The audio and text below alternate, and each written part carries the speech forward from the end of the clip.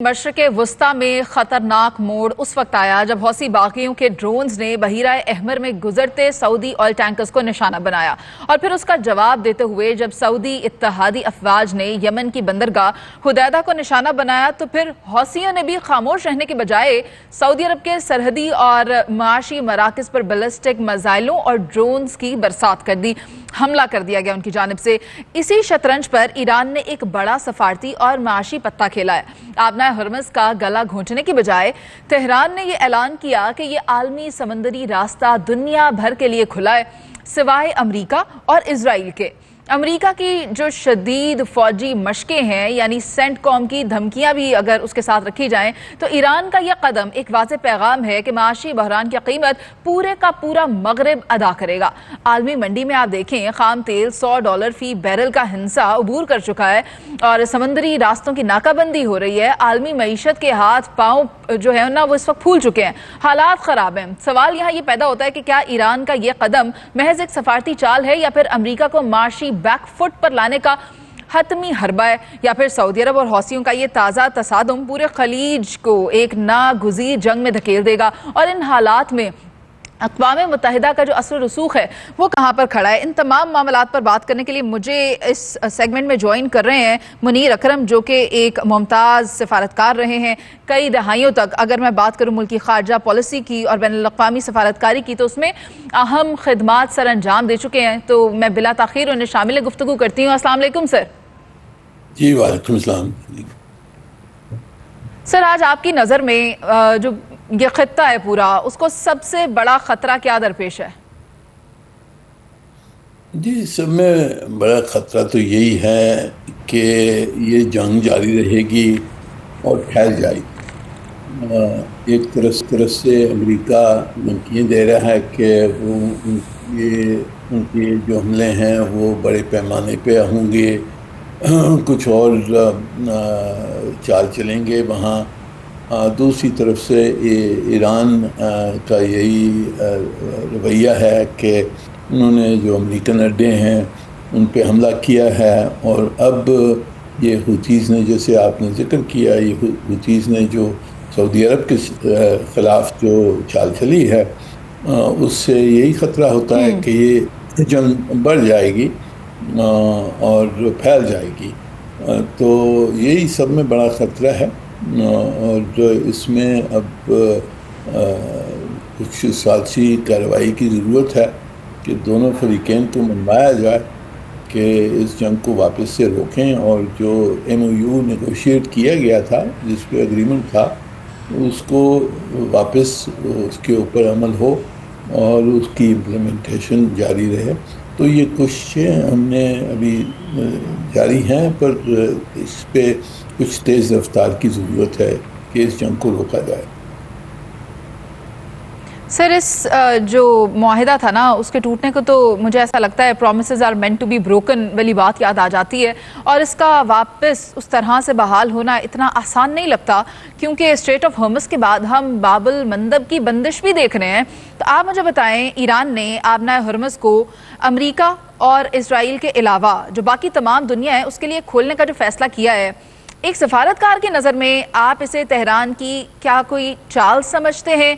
क्या ये अमरीका को सफारती सतह पर तनहा करने की कोशिश है या फिर आलमी ताकतों के दबाव को समेटने की हिकमत अमली? जी नहीं, मेरे ख्याल में ये अच्छी चाल चली है ईरान ने कि दूसरों के लिए खोल दिया है और सिर्फ अमरीका और इसराइल के खिलाफ कार्रवाई करेंगे। तो देखने की ज़रूरत है अभी इसको इम्प्लीमेंट किस तरह से होता है। जो खलीज के ममालिक हैं, सऊदी अरब है, कुवैत, कतर, अगर इनके टैंकर्स और जहाज़ ये जाने देते हैं और जिस पे हमले नहीं होते हैं तो फिर यानी ईरान का मौक़िफ़ या ईरान की पोजीशन बेहतर हो जाएगी सालसी और कार्रवाई के लिए। पर अब ये देखना कि अमेरिका इसका क्या जवाब देगा, अमेरिका इजाज़त देगा इनको या नहीं देगा। तो ये डिप्लोमेटिक यानी खेल जो है वो चल रहा है, जो इनडायरेक्ट कॉन्टैक्ट्स जारी हैं। पर इस बीच में اسکلیشن کا بھی بہت خدشہ ہے کہ امریکہ کوئی بڑے پیمانے پہ حملے کر لے، اور یہ حوثیز کو جو انلیش کیا گیا ہے، جو حوثیز کے اٹیکس ہیں سعودی عرب پہ، اس کی تحت اگر سعودی عرب اس جنگ میں آ جاتا ہے تو پھر مشکلات پڑ جائیں گی۔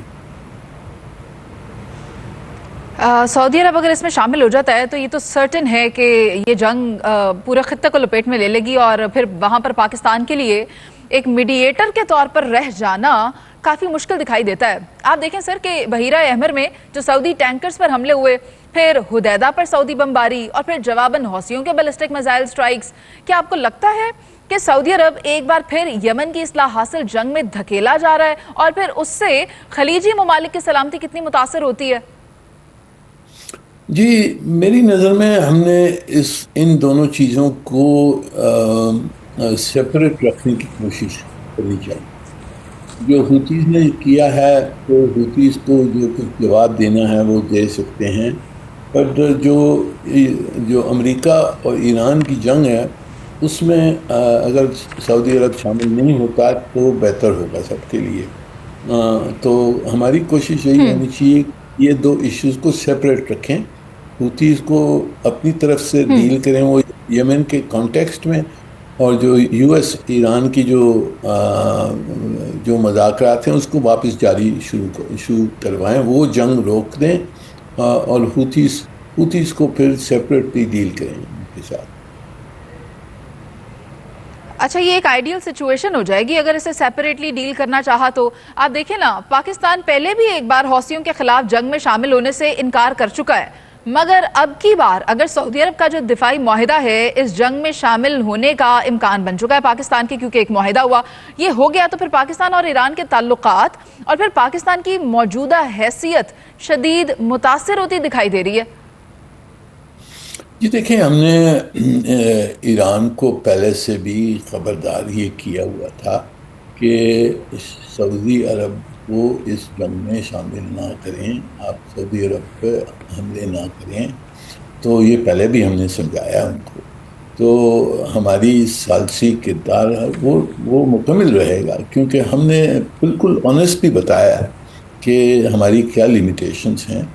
تو اگر ہماری ثالثی کردار کی ضرورت ہے تو وہ پیش ہوگی، اگر نہیں ضرورت ہے تو دیکھیے ہمارے اوپر تو کوئی کمپلشن نہیں ہے کہ ہم ثالثی کردار ادا کریں۔ ثالثی کردار ہم نے ادا کیا ہے دنیا کے لیے، پر پاکستان کی نیشنل انٹرسٹ از فارموسٹ، اور ہم نے بتا دیا ہے ایران کو کہ جی سعودی عرب کو آپ نہ شامل کریں اس جنگ میں۔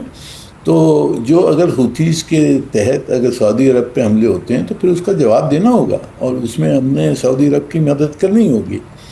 پر اگر ہم دوسری طرف ایران سے یہ کہیں کہ جی آپ یو ایس کے ساتھ جو آپ کی جنگ ہے اس میں آپ یہ ملکوں کو نہ شامل کریں، خلیج کے ممالکوں کو نہ شامل کریں، آپ کے حق میں بھی نہیں ہے، مسلمان دنیا کے حق میں نہیں ہے، اور آخر جا کر آپ نے جو خلیج کے ممالک ہیں ان کے ساتھ رہنا ہے، یہ تو آپ کے پڑوسی ہیں، یہ تو نہیں ہٹیں گے، تو آپ نے جغرافکلی آپ نے ان کے ساتھ رہنا ہوگا۔